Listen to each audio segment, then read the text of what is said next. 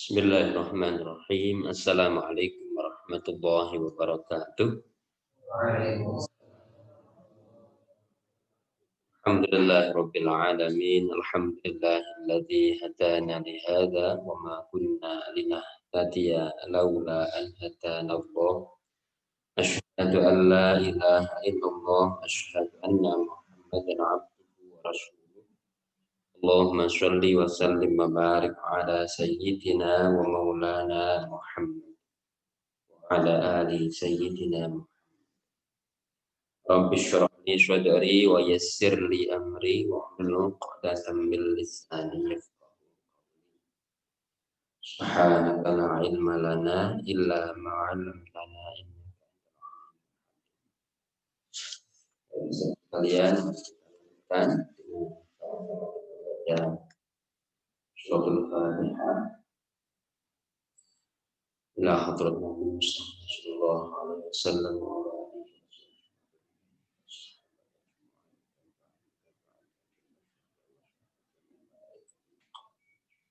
الفاتحة. أعوذ بالله من الشيطان الرجيم. بسم الله الرحمن الرحيم. الحمد لله رب العالمين الرحمن الرحيم مالك يوم الدين إياك نعبد وإياك نستعين اهدنا الصراط المستقيم صراط الذين أنعمت عليهم غير المغضوب عليهم ولا الضالين.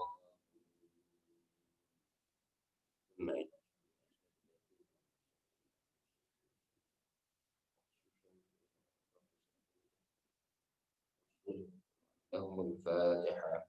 أعوذ بالله من الشيطان الرجيم. بسم الله الرحمن الرحيم. الحمد لله رب العالمين الرحمن الرحيم مالك يوم الدين إياك نعبد وإياك نستعين اهدنا الصراط المستقيم صراط الذين أنعمت عليهم غير المغضوب عليهم ولا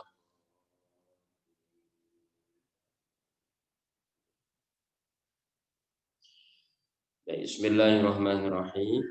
Kita teruskan surah Al-Buruj ayat 17 sampai berikutnya terus.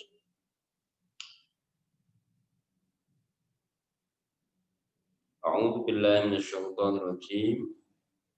Hal ataka haditsul junud Fir'auna wa Thamud balil ladzina kafaru fi takdzib wallahu min waraihim muhit bal huwa Qur'anun majid fi lauhin mahfuz.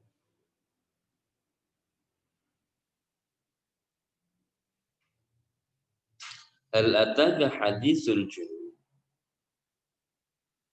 Apa telah sampai kepadamu kisah bala tentara al-junud? Siapa itu? Fir'auna wa Thamud, yaitu tentara Fir'aun dan Thamud. Balilladzina kafaru fi takdzib, hanya saja orang-orang kafir akan tetap mendustakannya. Wallahu min waraihim muhit, Allah lah yang mengintai dari belakang mereka. Bal huwa Qur'anun majid, yang mereka dustakan adalah Al-Qur'an yang mulia. Fi lauhin mahfuz, yang tersimpan dalam lauh. Ayat-ayat yang pendek tapi padat.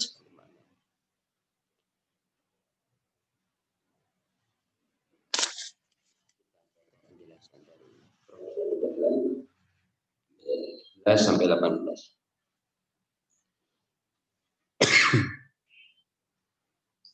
Allah menyebut hambanya yang paling ingkar, yaitu Fir'aun dan kaum Thamud. Bersama bala tentaranya yang diberi kenikmatan melimpah. Mereka gigih menentang Allah dengan congkak dan sombong, menolak ajakan nabinya dengan kasar dan mencemooh. Bahkan Fir'aun menganggap dirinya Tuhan. Mereka tidak mampu menghadapi ketentuan Allah Fir'aun tenggelam di Laut Merah, sedang kaum Tsamud yang terkenal kepandaiannya membangun gedung di tebing gunung hancur tak sanggup menghalangi murka. Harta dan keterampilan serta ilmunya tidak mampu berhadapan dengan ketentuan. Ayat 17-18 ini. Mukhatabnya memang seakan-akan adalah umatnya Nabi Muhammad waktu itu atau orang-orang yang hidup pada masa Nabi Muhammad. Yang diceritakan tentang kisahnya kaum Tsamud dan Fir'aun.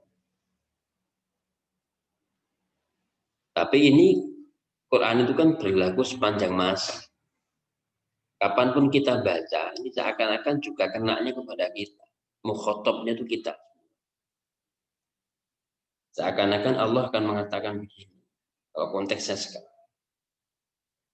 Lihatlah bagaimana kisah kaum Tsamud, kaum Fir'aun dan bala tentaranya.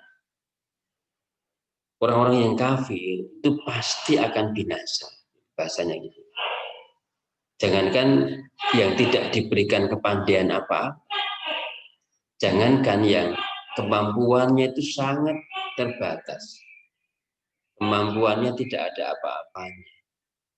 Mereka Fir'aun yang punya kekuasaan besar.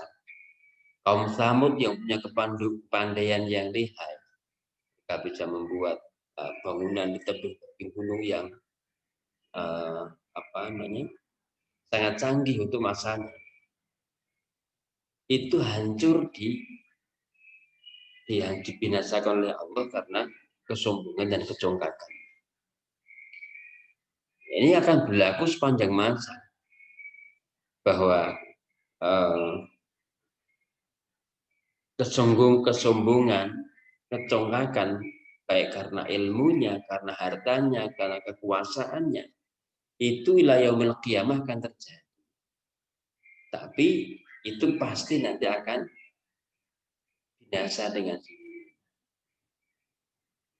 Jadi contoh yang begini ini nanti tidak perlu kita larikan jauh-jauh. Kamu khotobnya itu seakan-akan kita rasakan kita sendiri. Terhadap Quran itu supaya bimbingannya itu tidak hanya sekedar berhenti menjadi cerita. Itu kita refleksikan dalam kehidupan. Penting Quran itu ketika kita baca itu refleksi kita apa terhadap cerita atau cerita.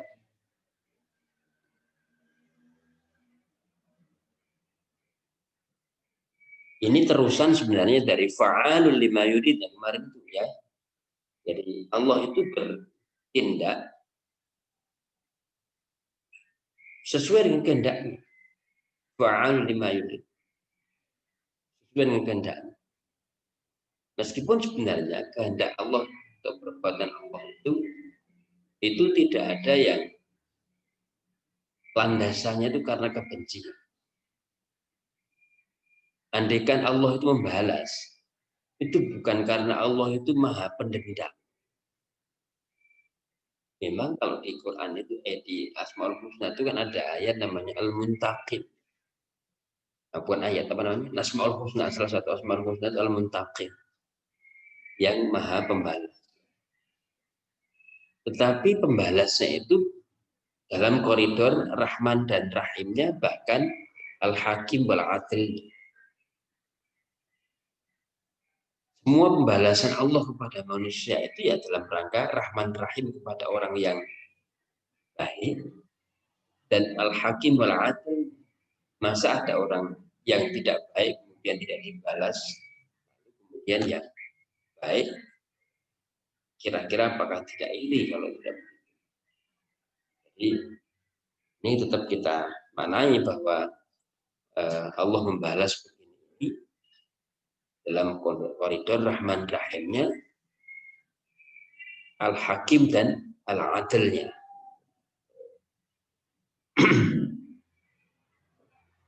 Termasuk ketika Allah menghancurkan Fir'aun dan bala tentaranya, itu juga padat sekali pelajaran yang dipetik.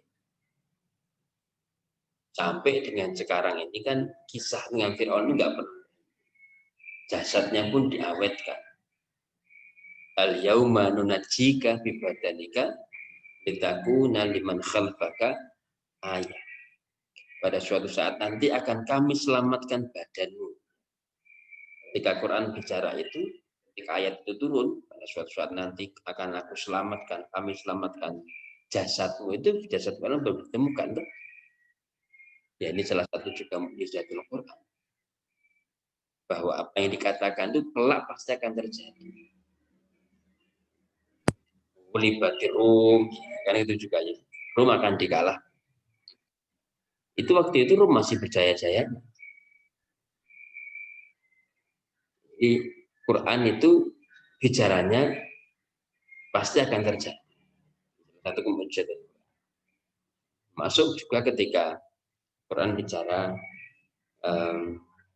al-yauma nunajjika bi badanika litakuna liman khalfaka. Pada suatu saat nanti akan kami selamatkan badanmu, jasad Firaun, supaya menjadi pelajaran. Ternyata kemudian Firaun ditemukan dalam kondisi masih utuh. Para ahli kemudian melakukan penelitian spekulasi, kenapa bisa utuh? Ada yang mengatakan karena kadar garam apa itu lautnya sangat tinggi sehingga terjadi pengawetan dan seterusnya. Ya boleh-boleh saja berspekulasi para ilmuwan. Ada yang mengatakan oh jasad Fir'aun dulunya sudah pernah ditemukan kemudian diawetkan dikubur lagi macam-macam. Kamu coba cari informasi atau baca informasi tentang penemuan jasad Fir'aun. Itu spekulasi para ilmuwan, kenapa jasadnya sudah ratusan tahun itu bisa tetap awet? Pengawetannya seperti apa?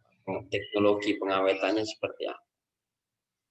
Tapi kalau kita yang membaca ayat ini, ya kita cuma yakin saja bahwa Quran betul-betul.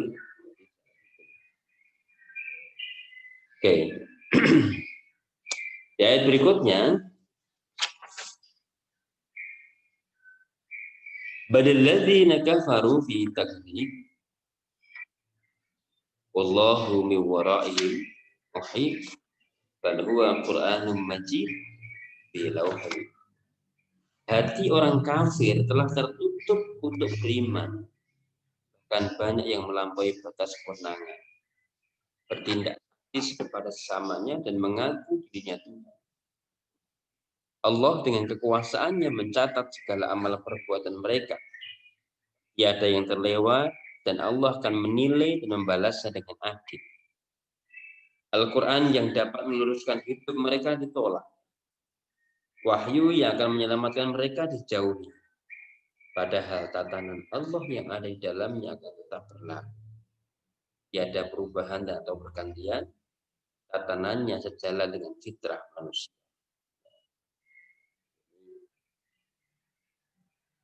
Penjelasan beliau terkait dengan walilladzina kafaru fi meskipun sudah dikasih peringatan macam-macam.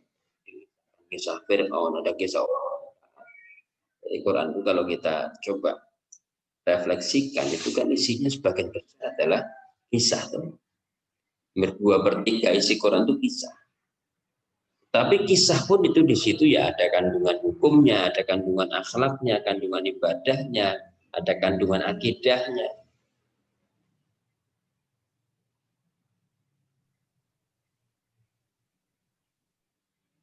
Sudah dikisahkan macam-macam begitu, tetap saja orang-orang kafir itu tetap saja tidak tergerak. Sumum bukmun umyum fahum la yarji.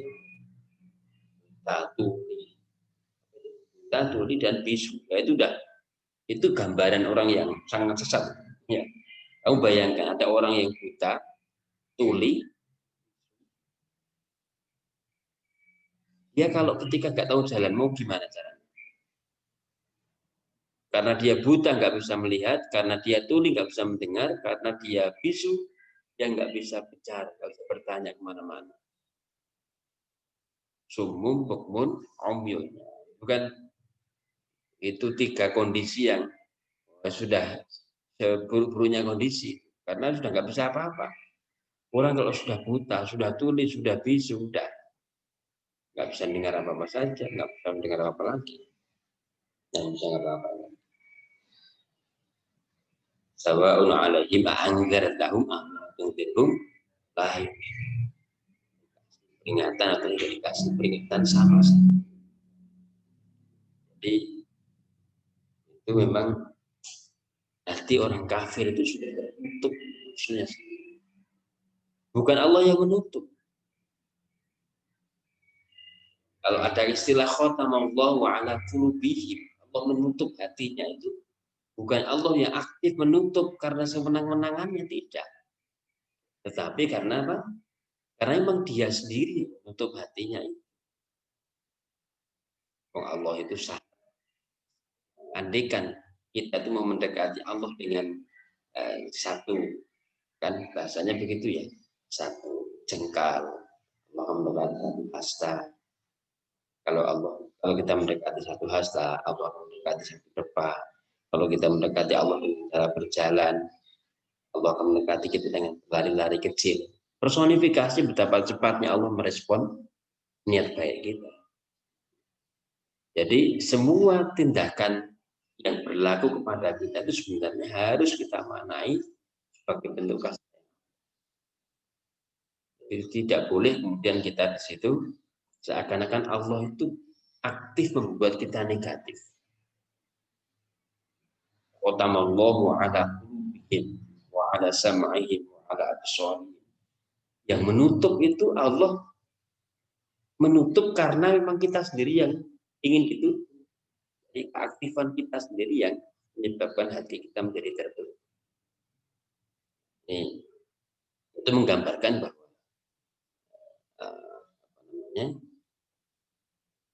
hati kaum kafir telah tertutup gitu, karena saking terlalu seringnya dia mengikuti apa yang menjadi keinginan nafsu. Oke, ini kelompok-kelompok ayat yang memberikan garis besar atau highlight penjelasan Prof.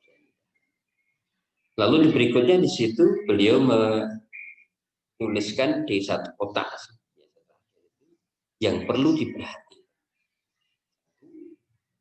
Pelanggaran terhadap ketentuan Allah dibalas dengan adil di dunia maupun di akhirat.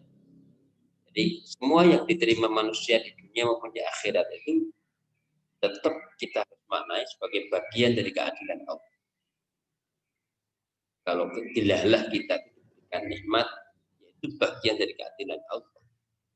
Tidaklah kita diberikan ujian yang berupa tidak menyenangkan, itu bagian dari keadilan. Allah Maha Pengampun, namun murkanya sangat dahsyat. Allah Maha Pengampun.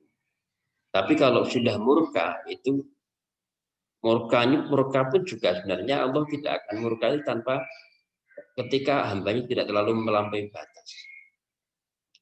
Maksiat sekali biasanya Allah masih biarkan untuk diberikan kesempatan tobat. 2 kali, 3 kali kok keterusan biasanya akan diingatkan.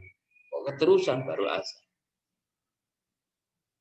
Jadi tingkatan dari seseorang mendapatkan musibah itu kan bisa dia ujian, bisa dia cobaan, bisa menjadi azab.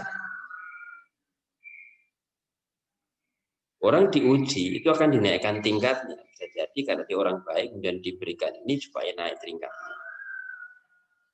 Atau itu sebagai peringatan karena kita melakukan kesalahan supaya kembali segera. Kalau diberikan peringatan kok tidak mempan juga, kok masih keterusan, azab.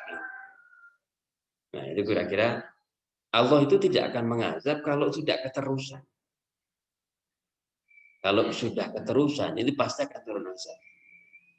Nah, apakah itu sebagai azab ataukah sebagai ujian ataukah cobaan, itu yang bisa merasakan sebenarnya kita sendiri. Kita tidak bisa memvonis pada orang lain. Misalnya ada musibah berlaku di satu tempat. Misalnya kecelakaan. Kamu nggak boleh mengatakan, oh ini kamu kecelakaan karena azab Allah. Nggak bisa begitu kan. Itu menyakitkan sekali. Katakan begitu. sakit, nggak apa-apa, dikatakan azab. Harus katakan ya Allah sudah menguji, kan gitu kan. Itu membangkitkan semangat. Ya, atau memang respon kita kepada orang lain ya positif karena kita tidak tahu. Tetapi kalau konteks diri kita sendiri, kita boleh mengatakan Allah sudah mengazab saya supaya kita sadar. Tapi kalau Allah mau mengampuni, ampunan Allah itu jauh lebih besar. Inna rahmati sabaqat ghadabi. Rahmatku itu mengalahkan murkaku. Ada redaksi lain. Inna rahmati taghlibu ghadabi. Rahmatku itu mengalahkan murka. Jadi kalau hamba yang sudah berdosa berpuluh tahun, katakan 70 tahun hidupnya itu bergelimang dosa. Tetapi di akhir hayatnya dia la ilaha illallah, kan sudah terkategorikan sebagai orang yang beriman dan mendapatkan ampunan kan.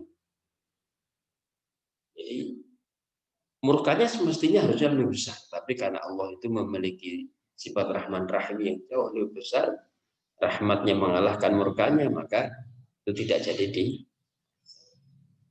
Dan ampunan itu saya sering maknai itu Allah tidak menjatuhkan. Kan hukuman itu kan sanksi terhadap perbuatan pelanggaran.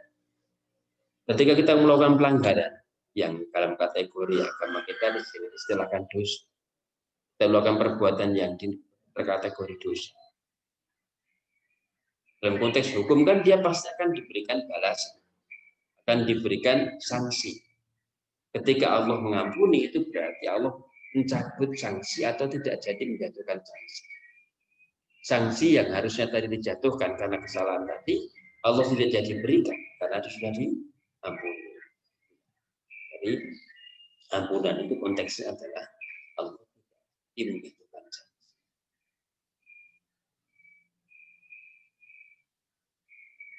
Oke, ini dua pernyataan yang jadi baik di bawahnya itu beliau tuliskan satu penggalan hadis ya.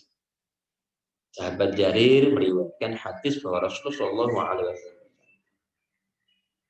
barang siapa yang hatinya kosong dari kasih sayang, tidak keluar darinya segala yang baik dan yang bermanfaat.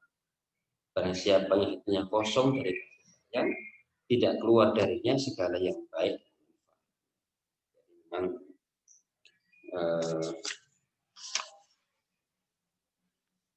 kemanfaatan hidup kita itu sebenarnya ya karena muncul dari rasa kasih sayang. Kita bisa memberi, kita bisa derma, penolong, itu karena kasih sayang yang Allah titipkan dalam diri kita. Kan Allah itu kalau di hadisnya itu punya 100 rahmat. 100 satu Allah titipkan di dunia. Yang dengan satu saja itu 1% ya istilahnya.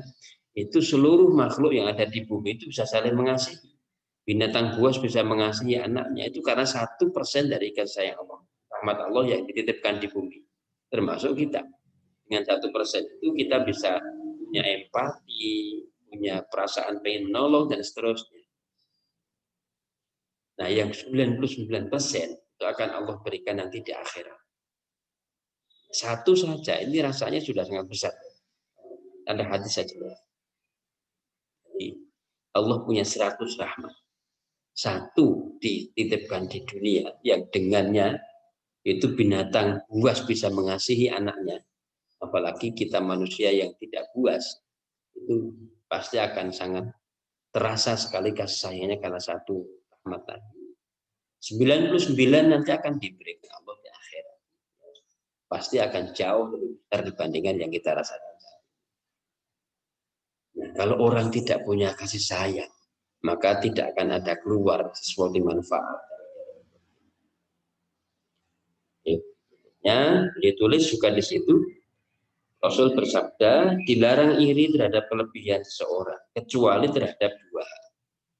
Kepada yang dikaruniai harta, lalu dibelanjakan untuk tegaknya agama Islam dengan ikhlas, kepada yang diberi keunggulan ilmu, lalu ia mengamalkan dan mengajarkan kepada orang lain.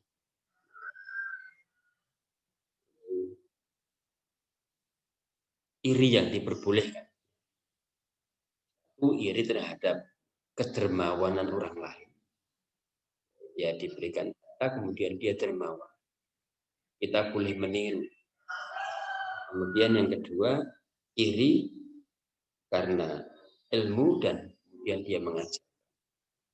Ada orang lain yang punya ilmu tertentu, dia semangat terpacu untuk bisa menguasai ilmu.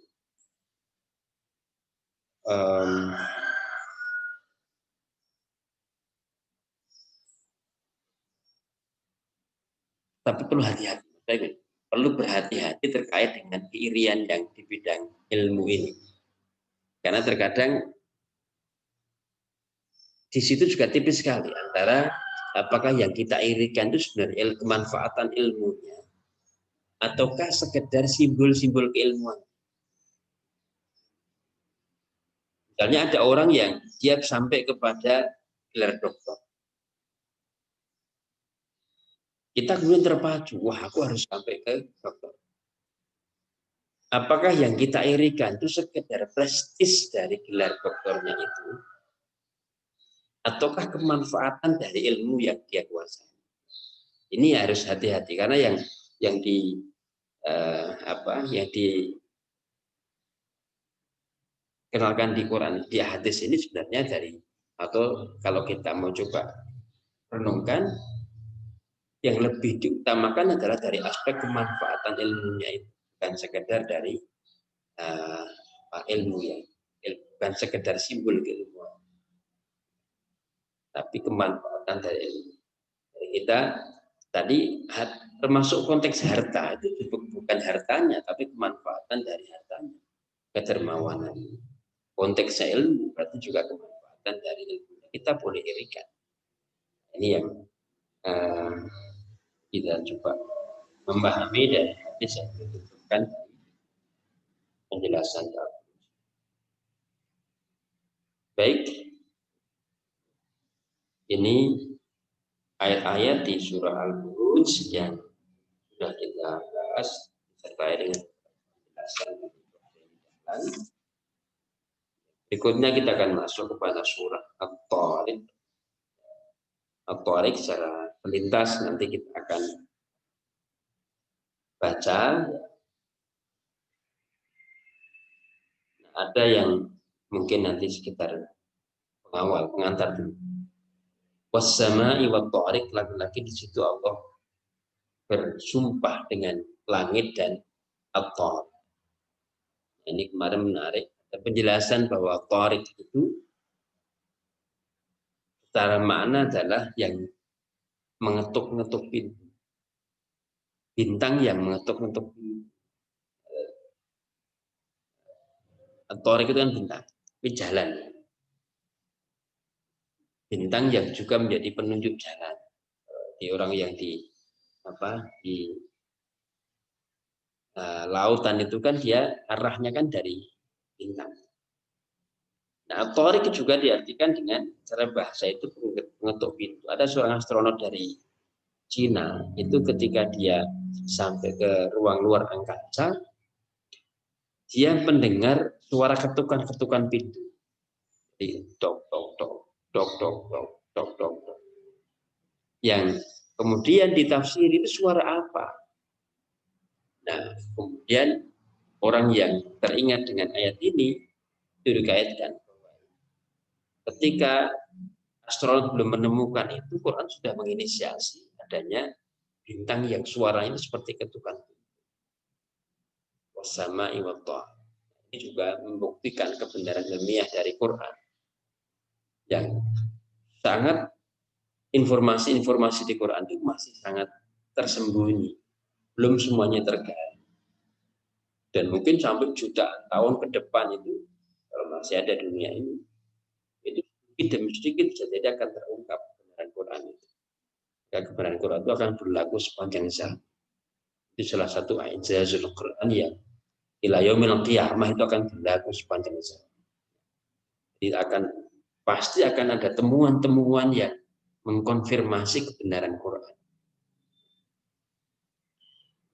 Oke, saya kira itu sekedar pengantar untuk Torik. Insyaallah kita akan teruskan pada pembahasan kita di hari berikutnya. Pagi ini kita cukupkan, mudah-mudahan Allah faedah yang bisa kita petik. Kita akhiri bersama dan maafkan segala kekurangan. Kita akhiri bersama dengan baca alhamdulillah dan alhamdulillah. Subhanallah. Ya,